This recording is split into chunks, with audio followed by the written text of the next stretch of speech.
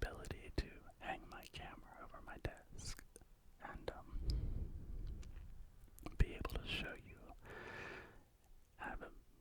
give you a better view of what's in front of me, because I want to start doing ASMR videos where I have page turning and we're looking at old things together. And so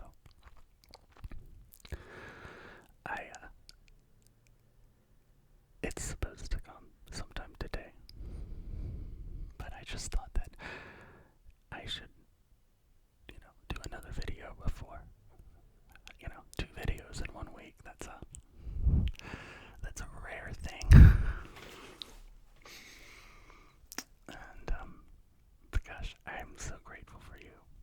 I'm grateful for everyone who has subscribed, left a comment, and, my goal is to really put some time and energy into this channel and bring it to the life that I imagined it being when I started it a year ago. And so, thank you for being patient with me and sticking around and giving me all the encouragement that you give. I'm really grateful for that. So, are you ready for Halloween? Have you decided what you're gonna go as?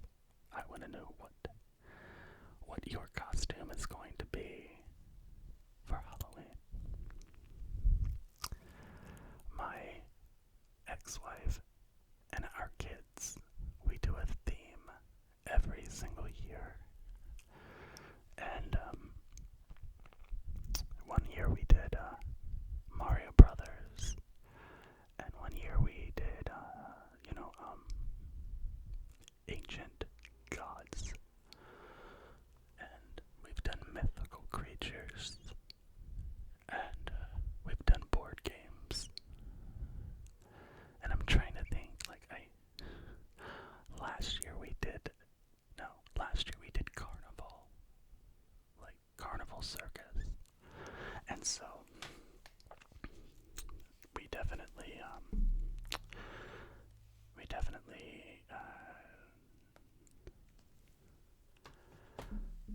have fun. We start talking about what we're going to do the next year, like the day after Halloween. So last year we did carnival, and I was a clown, which was funny because, people have very mixed feelings about clowns. We one time did a sea under the sea theme, and this year, because our kids are getting older, and I have a 16-year-old who's not, we want him to not just be involved, but want to be involved. We know that this is not, you can't make your kids engage in, thematic costumes forever, and we don't make our kids, and we honestly, we want to, it's all about wanting to do it, and if they decided that they didn't want to do it, we would become okay with that. We would be sad, of course, because we have fun doing it. But this year we are doing classic monsters. I'm going to be a Victorian vampire,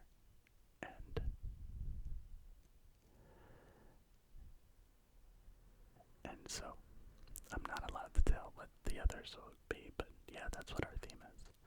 And so if you follow me on other channels, just keep that information to yourself. So, because I will definitely be talking about Halloween on my Instagram. And so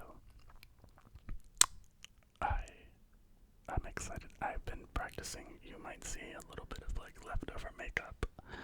I've been trying to practice my makeup for Halloween, and I'm trying to find the like that mix of like, you know, vampire who hasn't seen the sun and looks scary and like a vampire, but not not like a monster all the time. Like, you know, that there's that line that I keep thinking that it exists, but I'm not sure where that line is. So I've had to practice 2 or 3 times, and I'll probably practice another time or two. So if you see leftover makeup on my face, that's what you are seeing. And if I look more pale than I normally do, because I definitely always look pale, it's because it might be because of the makeup, or it might be because I'm just pale. But, you know, I was never allowed to do Halloween as a kid because I was raised in a really conservative church. I remember one year for Halloween, my neighbors came over and trick-or-treated, and we just kept our lights off and didn't celebrate, but our neighbors came over and they said trick-or-treat, and so my dad gave them an apple and a Gideon's Bible for Halloween. And that's terrible.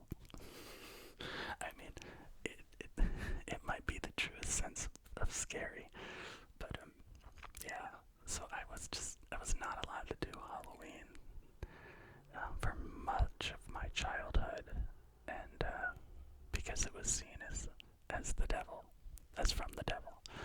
And so when I was married, and my then wife and I started having kids, you know, like our kid's mom, she loves Halloween. She was raised, you know, celebrating Halloween in a really big way. And so I sort of caught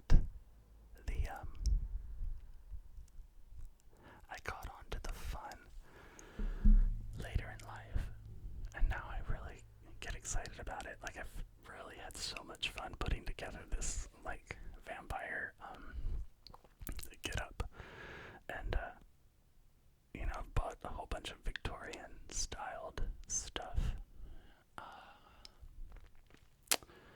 So hopefully it will come together, because I think it should be fun. You know, we'll see. So, but like I said, I was raised in a church that did not celebrate Halloween because we thought of it as like Satan's birthday.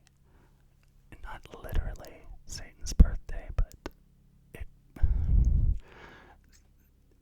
it was like described like it was Satan's birthday. It's practically Satan's birthday. It was the opposite of Christmas and the opposite of Easter. That was Halloween. And so, and yet, you know, every year, not at Halloween, but once a year during the summer, right before Vacation Bible School, my church would have this big, like, it was kind of like a Vacation Bible School pep rally.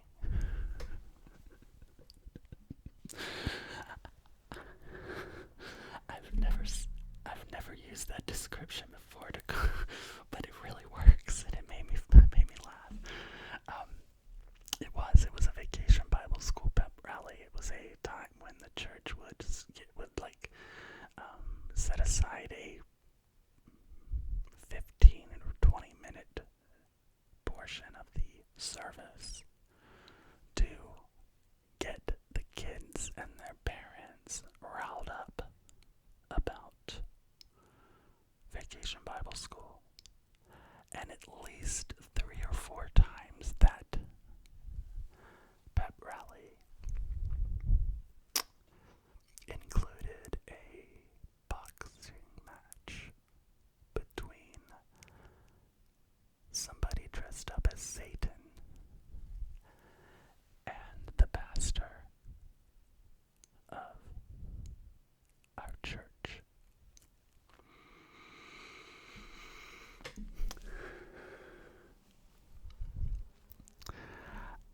I'm not lying, I promise.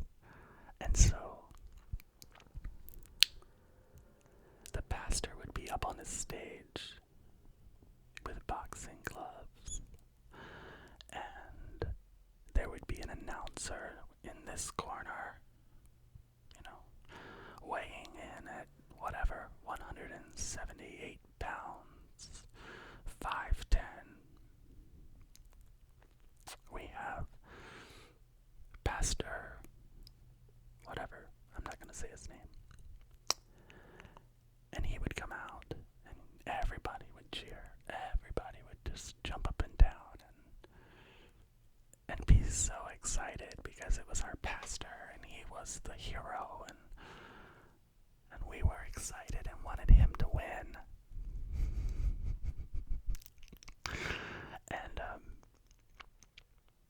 And then we would meet his opponent. And in this corner, we have the father of all lies,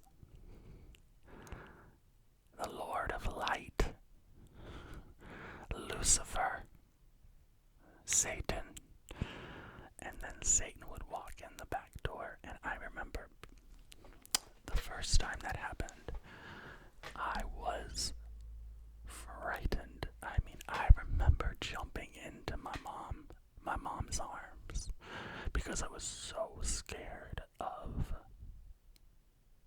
this, guy dressed up as in a mask, looking like Satan. And I always, I was such a imaginative kid. Like, I was a big dreamer, and I would have nightmares of somebody in that mask, coming into my house or coming into my bedroom, or chasing me when I was outside. And so it the announcer would say, "Okay, we're gonna have a fair fight, fellas," and he would, Satan would get up on stage, and he'd be wearing boxing gloves, and in round 1, the pastor would get, 1 punch off, and then he would get his butt kicked by Satan. And then in round 2, during his break, he would have drank water and eaten some vegetables, and done a couple push-ups, and then he would go out there and he would get his butt kicked by Satan. And then at round 3, he would spend the break in between round 2 and round 3 praying and reading his Bible and leaning not on his own understanding. For those of you who know your Bible. And then he would go out in round 3 and he would knock Satan out.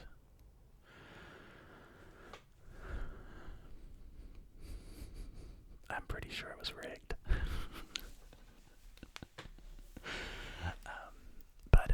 But anyway, yes, I know it was definitely rigged. And but that was a thing. And so, I was in a church that as much as we hated Halloween, we told a lot of scary stories.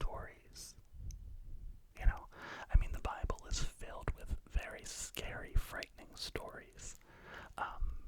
But like, one of the things I remember is we had a very literal understanding of the book of Revelations. I grew up in a church where we believed in the rapture, that Jesus was,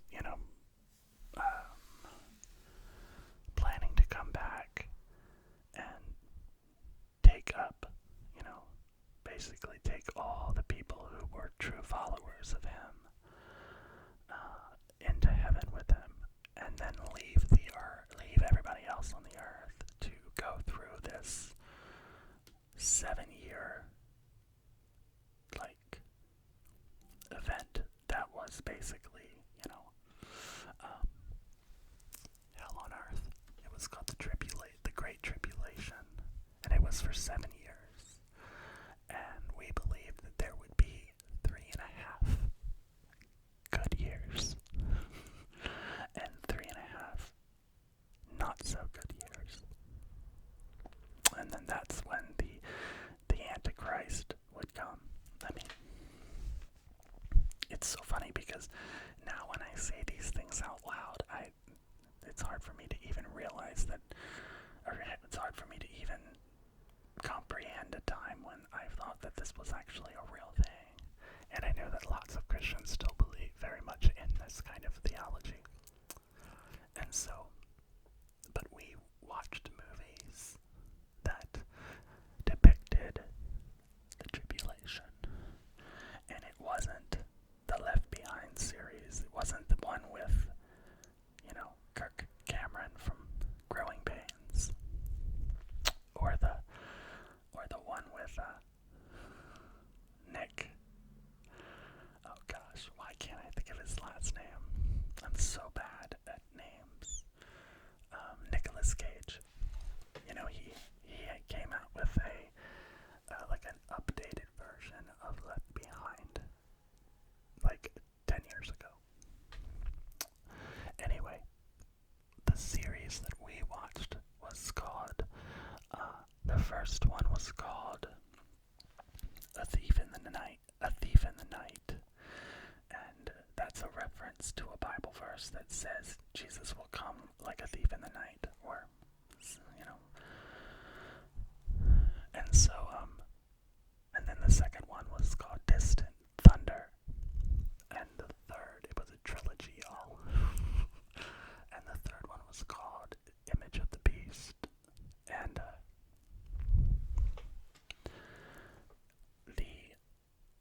there's a character in that movie,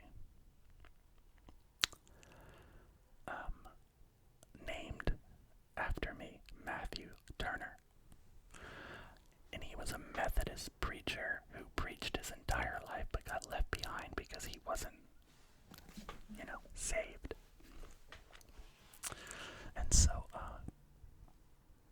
I remember watching that movie when I was in 7th or 8th grade. And this was the second or third, I think he gets introduced in the second movie. And, I remembered everyone in the church turning around and looking at me when he introduced himself, and he had the same name as me. They all turned around and looked and said, as if it was some sort of foretelling. And heck, maybe it was. Hopefully not. Anyway, the first movie, which is called, Thief in the Night, it ends with this girl named Patty. Patty is the girl who, she's the main character in the beginning. We are all cheering for Patty. We are cheering for Patty because she is the person who realizes that she's been left behind, and so we are thinking that she is going to do the right thing by, not taking the mark of the beast and going and instead getting her head cut off by a guillotine.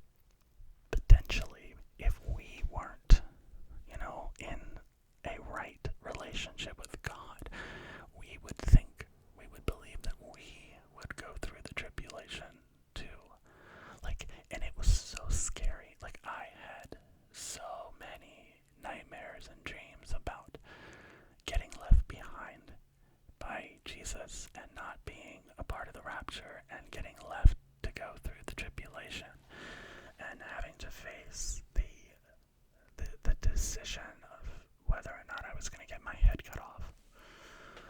So Patty is on the platform. They have tied her down to the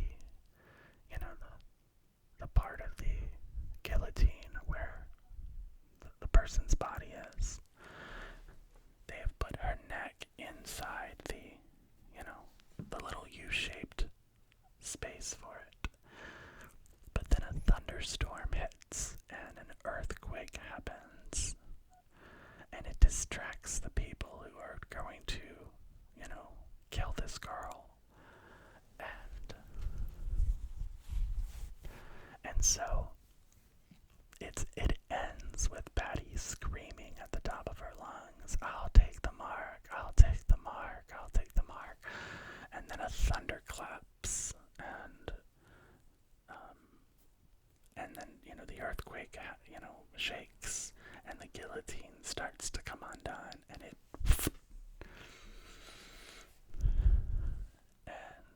we don't see Patty anymore. She doesn't make it into the next movie. Part 2 does not include Patty. And so, we thought, it was my understanding that I thought Jesus was going to, that all of this was going to take place during my childhood. There was a book that came out called the 88 Reasons Jesus is Coming Back in 1988. And of course, it didn't happen. But I'm sure you're familiar with people who have said, "Oh, Jesus is going to return on this such and such a date." But that was my childhood, and we believed it. And so it was definitely nightmarish. So